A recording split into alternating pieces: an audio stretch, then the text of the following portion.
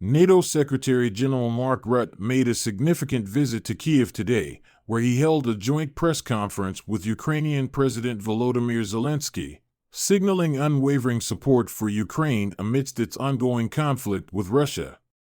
This meeting highlighted the deepening partnership between NATO and Ukraine, as both leaders emphasized the importance of continued cooperation and military assistance.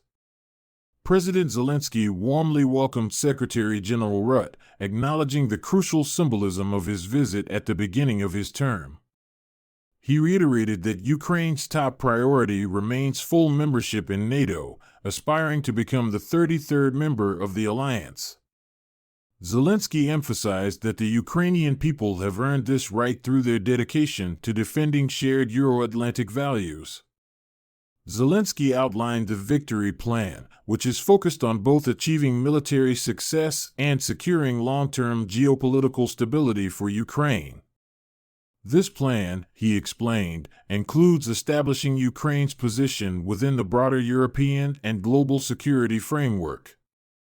He pointed out the preparations for the upcoming Ramstein meeting, where more than 50 partner nations will discuss strategies and resources that contribute to this plan. According to Zelensky, it is crucial for all partners to fully understand Ukraine's vision for a just conclusion to the conflict, which involves providing robust security guarantees. The president provided a detailed update on the situation on the battlefield, highlighting areas where Russian forces are applying the most pressure and regions where Ukrainian troops are successfully advancing. He also underlined the pressing needs of the Ukrainian military, particularly in terms of weapons and the equipping of brigades. Zelensky called for an increase in supplies, particularly long-range weapons, which he stated are being delivered too slowly.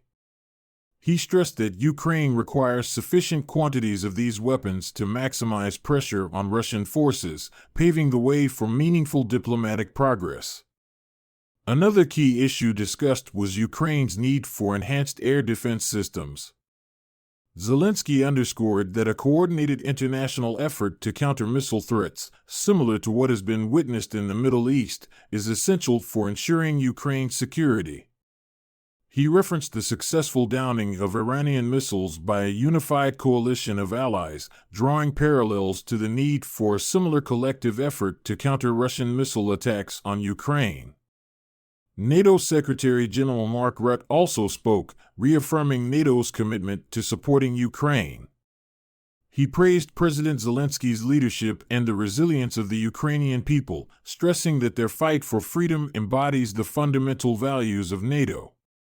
Rutte pointed out that NATO allies have provided unprecedented levels of military support since the start of Russia's full-scale invasion in February 2022.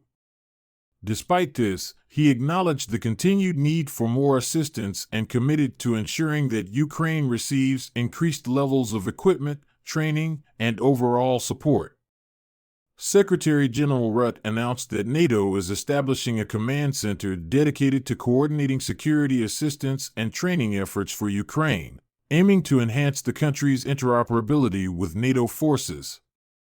At the NATO summit in Washington, allies pledged a baseline of €40 billion for military aid within a year, and Rutte emphasized NATO's ongoing commitment to reviewing and adjusting this level of support annually. He added that NATO would also focus on increasing defense industrial capacity to ensure a steady supply of military resources, both for Ukraine and for replenishing NATO's own stockpiles. Responding to questions from journalists, Secretary General Rutte reiterated that Ukraine's path to NATO membership is irreversible. He stressed that Russia has no say or veto over this process. Rutte confirmed that NATO and its allies are working closely to coordinate air defenses along the eastern flank and recognized the right of every NATO member to defend its airspace from threats, including potential incursions by Russian drones and missiles. President Zelensky, meanwhile, stressed the need for long-range weaponry, emphasizing that without such systems, it would be challenging to effectively counter Russian attacks.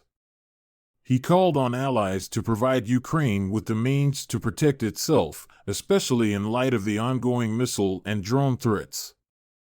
In his closing remarks, Zelensky mentioned that the focus of Ukrainian diplomacy and military planning remains on securing an invitation to join NATO and ensuring the delivery of air defense systems, such as the Patriot systems agreed upon during the last NATO summit.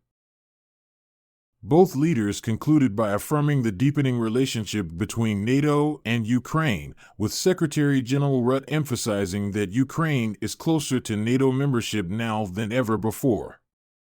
He stated that NATO stands firmly with Ukraine for as long as it takes, as Ukraine's security is integral to the collective security of all NATO members. President Zelensky echoed this sentiment, expressing hope that Ukraine will soon become a full member of the alliance, marking a new chapter in the country's journey towards greater integration with the Euro-Atlantic community. Thank you all so much for watching.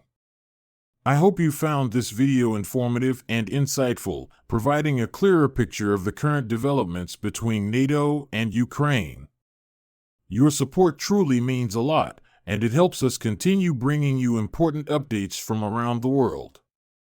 If you enjoyed this video or found it valuable, please make sure to give it a thumbs up. It really helps the channel reach more viewers like you. And if you haven't already, consider subscribing to stay updated with all the latest news and in-depth coverage.